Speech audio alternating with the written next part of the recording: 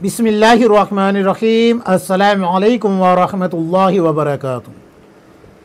मेरी दीनी बहनों, आज आप हज़रात के सामने औरतों की नमाज का मुकम्मल तरीक़ा पेश कर रहा हूँ, जिसमें कि मैं स्टेप बाय स्टेप आपको बताऊँगा कि औरतें जब तकबीर तहरीमा कहेगी तो हाथ कहाँ तक उठाएगी और अपने हाथ वो कहाँ बांधेगी हल्का बना के या फिर जो है हथेली के ऊपर रखेगी और दुपट्टे से बाहर निकाल के हाथ बांधेगी या फिर जो है दुपट्टे के अंदर वगैरह वगैरह तमाम बातें तफसील से बताने जा रहा हूँ। वीडियो को ध्यान से देखना, स्किप नहीं करना, मुकम्मल वीडियो देखना, सब्र और तहम्मुल से देखना। थोड़ी सी बड़ी अगर वीडियो हो जाए तो बर्दाश्त कर लेना। तो सबसे पहले नमाज की आती है शर्तें। नमाज की शर्तों में सबसे पहली शर्त है बदन का पाक होना। अगर किसी औरत पे गुस्ल फ़र्ज़ है तो वो गुस्ल करके अपने बदन को पाक कर ले। अगर कहीं मेहंदी ऐसी लगी हुई है जिसकी परत जम जाती है, उसके नीचे पानी नहीं पहुंचता, तो वो मेहंदी छुड़ा ले। कोई कलर या नेल पॉलिश लगी हुई है उसको छुड़ा ले, क्योंकि इनके नीचे पानी नहीं पहुंचता। आर्टिफिशियल नाखून वगैरह लगा रखे हैं तो उनको उतार ले। इसी तरीके से आपने जो जेवर पहन रखा है, नाक का, कान का, गले का, हाथ का, पैर का, जो भी है, उसके नीचे अच्छे से पानी पहुंचा ले। क्यों? इसलिए कि गुस्ल के 3 फ़र्ज़ है। नंबर 1 बदन का, नंबर 1 गरारा करना, अगर रोज़ा है तो कुल्ली करना। नंबर 2 नाक की नरम हड्डी तक पानी पहुंचाना।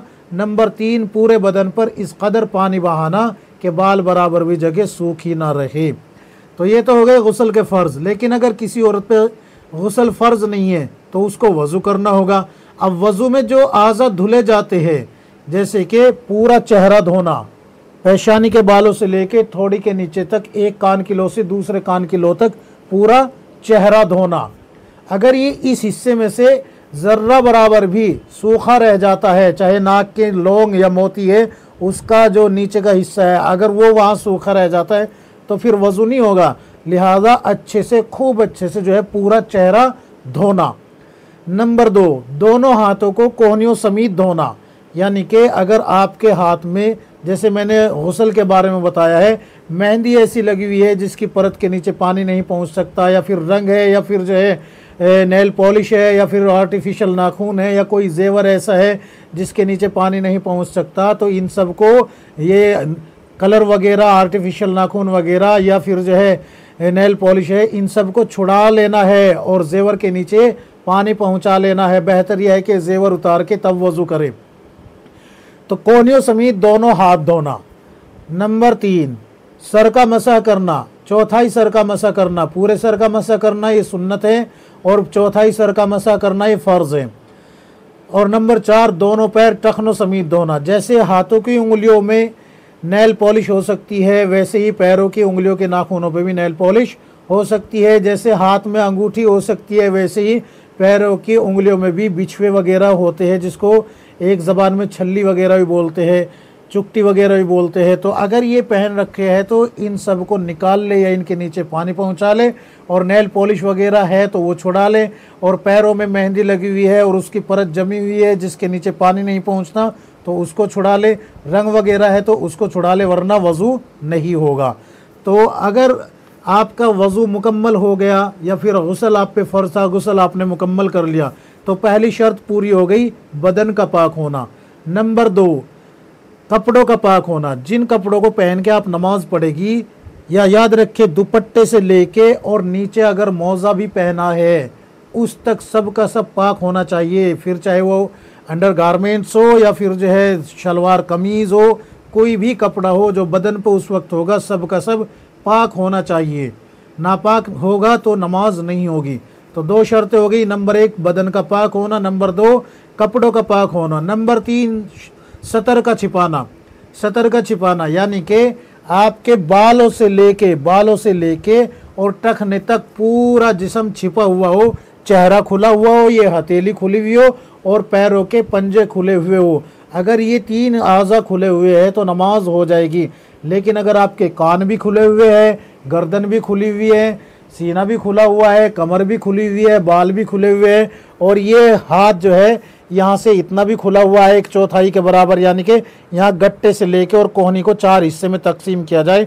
अगर एक हिस्सा खुला हुआ है तो भी आपकी नमाज नहीं होगी। इसी तरीके से अगर इतना बारीक कपड़ा पहने हुए है जिसमें से बाल चमकते हो, या फिर जो है आस्तीन, ये जो बाँह होती है, हाथ चमकते हो, या गला दिखता हो, या कमर दिखती हो, या फिर जो है शलवार का कपड़ा इतना बारीक हो कि उसमें से आपकी पिंडलियाँ वगैरह नज़र आती हो, यानी जिस्म झलकता हो, तो इसमें नमाज नहीं होगी। लिहाजा भारी मोटा कपड़ा पहन के नमाज पढ़े। तो सतर का छिपाना। नंबर 4, जिस जगह नमाज पढ़ी जाए उस जगह का पाक होना। नंबर 5, वक्त का पहचानना, यानी कि जो नमाज आप पढ़ रही है, ज़ोहर की पढ़ रही है, असर की पढ़ रही है, मगरिब की पढ़ रही है, ईशा की पढ़ रही है, या फजर की पढ़ रही है, जो भी नमाज पढ़ रही है आपको उसके वक्त का पता हो। नंबर 5, वक्त का पहचानना। नंबर 6, क़िबला रुख खड़ा होना, आपको क़िबले का इल्म हो कि क़िबला इधर है या उधर है, जहाँ पर भी आपके यहाँ जिस जानिब भी बैठता हो उस तरफ जो है ध्यान रखे कि क़िबला रुख खड़ा होना। नंबर 7, दिल से नमाज की नियत करना। ये तो हो गई शराइत। अब आते हैं फ़राइज़ की तरफ। अब 6 फ़र्ज़ भी सुन लीजिए। नंबर 1, तकबीर तहरीमा कहना। नंबर 2, क़याम करना यानी कि सीधा खड़ा होना। नंबर 3, क़िरात करना यानी कि कुरान करीम का पढ़ना। नंबर 4, एक रुकू करना एक रकात में। नंबर 5, एक रकत में 2 सजदे करना। और नंबर 6, कायदा आखिर में अत्तहियात के बकदर बैठना। इन तमाम चीज़ों को अच्छे से जहन नशीन कर लीजिए। 7 शर्तें हैं, 6 फ़र्ज़ हैं।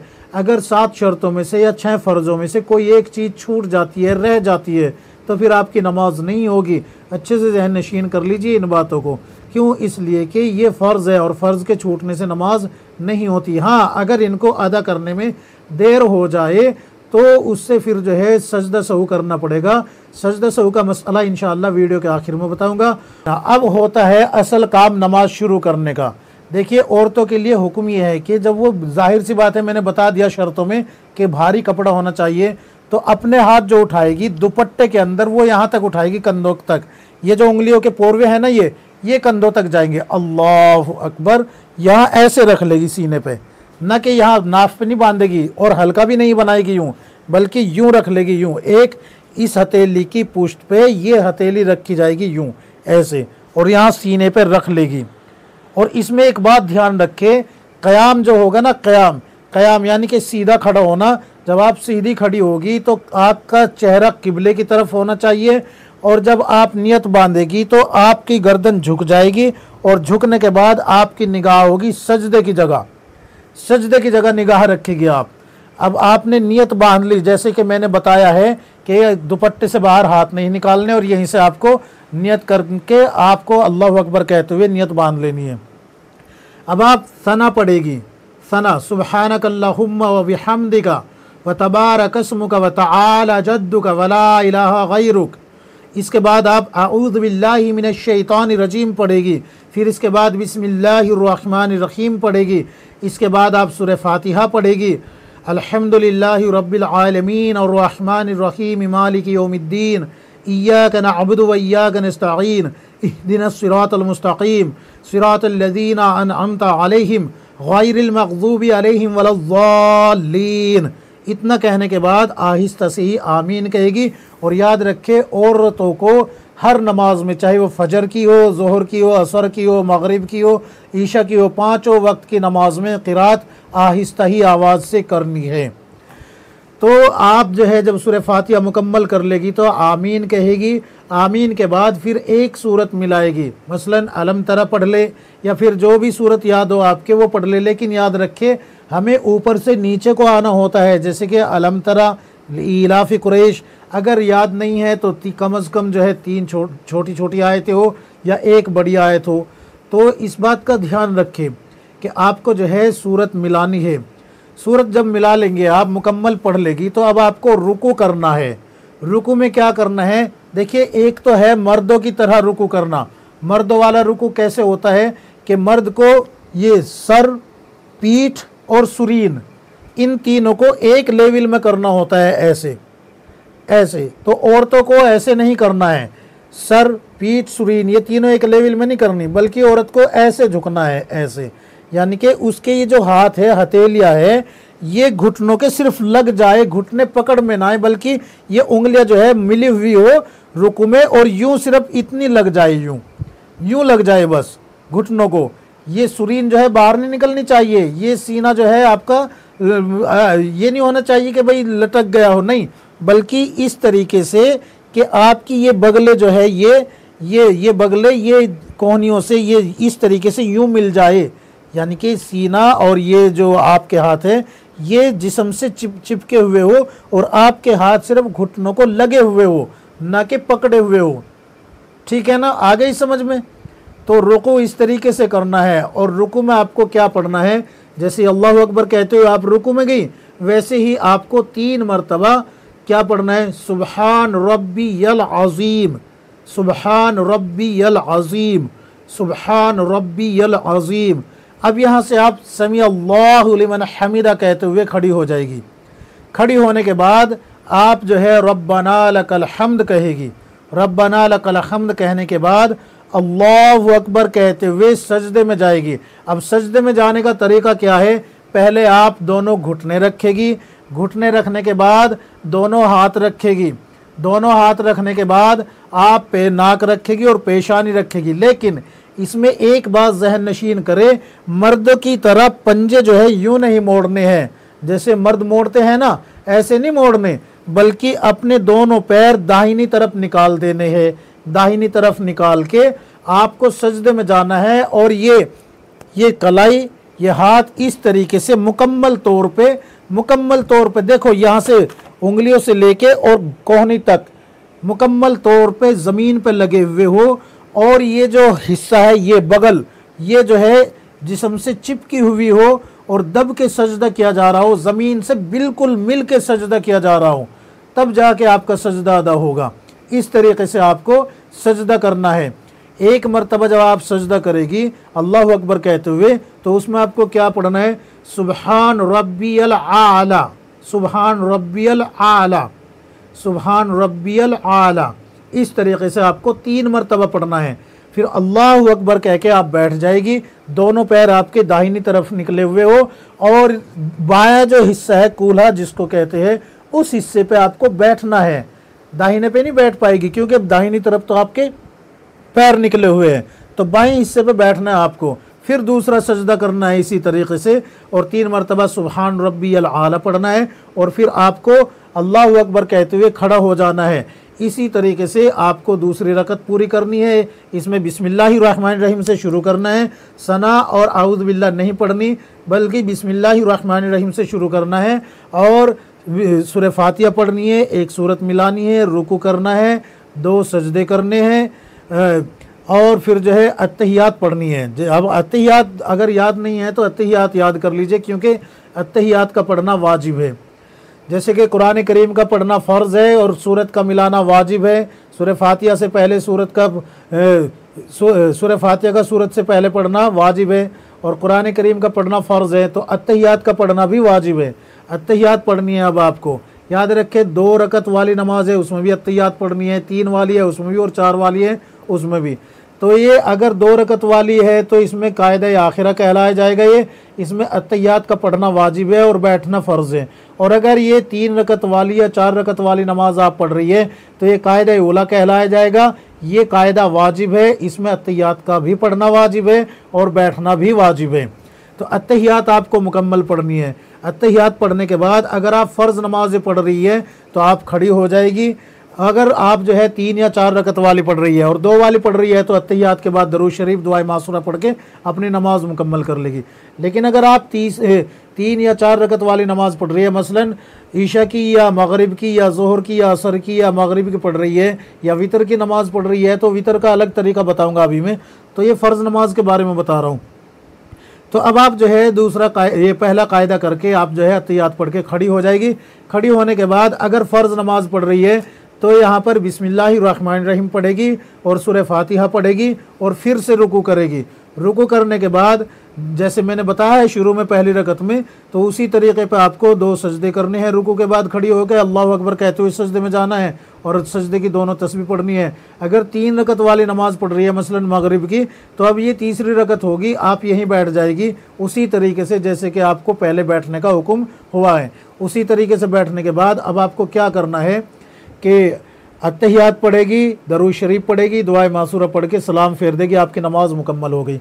लेकिन अगर 4 रकत वाली पढ़ रही है तो चौथी रकत के लिए अब आपको खड़ा होना है सीधा का सीधा, यानी कि अत्तहियात नहीं पढ़ना, बल्कि तीसरी रकत मुकम्मल करके 2 सजदे मुकम्मल करके खड़ी हो जाना है। खड़ी होकर फिर से जो है बिस्मिल्लाहिर्रहमानिर्रहीम पढ़े और क्या पढ़ेगी, सूरह फातिहा पढ़ेगी, रुकू करेगी और रुकू से खड़ी होकर अल्लाहु अकबर कहती हुई फिर जो है ये समी अल्लाहु लिमन हमीदा कहने के बाद, रब्बना लकल हम्द कहने के बाद अल्लाहु अकबर कह के फिर से जो है 2 सजदे करेगी। 2 सजदे करने के बाद फिर अत्तहियात। ये देखिए यहाँ पर जो है अगर आपने मगरिब की 3 रकत पढ़नी थी तो उसके ये जो तीसरी रकत थी इसमें कायदा आखिरा था वो, जो कि फ़र्ज़ है और अत्तहियात का पढ़ना वाजिब है। अगर 4 रकत वाली है तो ये चौथी रकत का मसला है, इसमें जो है कायदा आखिरा फ़र्ज़ है और अत्तहियात का पढ़ना वाजिब है।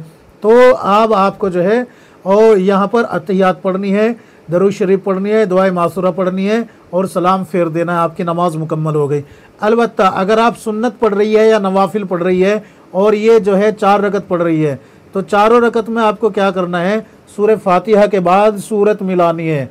अगर आपने सूरत नहीं मिलाई, समझिए मैं क्या कह रहा हूँ, अगर आपने 2 रकत तो भरी हुई पढ़ ली यानी कि सूरत के साथ पढ़ ली और 2 में नहीं मिलाई जैसे कि फ़र्ज़ों में नहीं मिलाते तो आपको ऊपर सजदा सहू वाजिब हो गया। अब आपको सजदा करना पड़ेगा, सजदा सहू करना पड़ेगा। अगर आप वितर की नमाज पढ़ रही है तो वितर में भी तीनों रकत में सूरह फातिहा के बाद सूरत मिलानी होती है और तीसरी रकत में सूरह फातिहा के बाद सूरत मिलाने के बाद रुकू नहीं करना होता, बल्कि अल्लाहु अकबर कहते हुए हाथ उठा के फिर से जो है नियत बांधनी होती है और दुआए कुनूत पढ़नी होती है। अगर आप दुआए कुनूत भूल जाए, तीसरी रकत में जो है आपने रुकू कर दिया बगैर दुआ कुनूत पढ़े हुए, तो अब रुकू से वापस ना आए बल्कि मुकम्मल रुकू करके अपना जो है मुकम्मल तीसरी रकत मुकम्मल कर ले। अत्तहियात मुकम्मल करने के बाद एक तरफ सलाम फेर के सजदा सहू करे, यानी कि 2 सजदे कर ले। एक तरफ सलाम फेरने के बाद फिर से अत्तहियात और दुरूद शरीफ दुआए मासूरा पढ़ के मुकम्मल नमाज कर ले अपनी। ये पूरा स्टेप बाय स्टेप आपको मैंने नमाज का मुकम्मल तरीका बता दिया है। सजदा सहू का मसला एक बार फिर से सुन लीजिए। अगर किसी वजह से सजदा सहू वाजिब हो जाए, मसलन फ़र्ज़ को अदा करने में देर हो गई हो या वाजिब को अदा करने में देर हो गई हो या वाजिब छूट गया हो, तो इन तमाम शक्लों में फ़र्ज़ छूटने से नमाज नहीं होगी, चाहे सजदा सहू कर लो या ना कर लो नमाज नहीं होगी। फ़र्ज़ को तो अदा ही करना पड़ेगा, लेकिन अगर वाजिब छूट जाए गलती से या अदा करने में देर हो जाए या फ़र्ज़ को अदा करने में देर हो जाए तो सजदा सहू करने से नमाज हो जाती है। सजदा सहू का तरीक़ा ये है कि आखिरी रकत के कायदे में अत्तहियात मुकम्मल करने के बाद दाहिनी तरफ सलाम फेरे 1, फिर 2 सजदे करें जैसे कि अमूमन आपने नमाज में सजदे किए, उसी तरीके से मुकम्मल 2 सजदे करने के बाद फिर से आप जो है अत्तहियात पढ़ेगी, दरूद शरीफ पढ़ेगी, दुआए मासूरा पढ़ेगी और अपनी नमाज मुकम्मल कर देगी। ये मुकम्मल तरीका मैंने आपको बता दिया है। इसमें अगर कहीं आप जो है उलझती है तो आप कमेंट्स कर दीजिए ताकि मैं आपके डाउट को, आपके उलझन को दूर करूँ इंशाअल्लाह। अल्लाह तबारक व तआला हम सबको किताब व सुन्नत के मुताबिक ज़िंदगी गुजारने की तौफीक अता फ़रमाए। आमीन या रब्बुल आलमीन।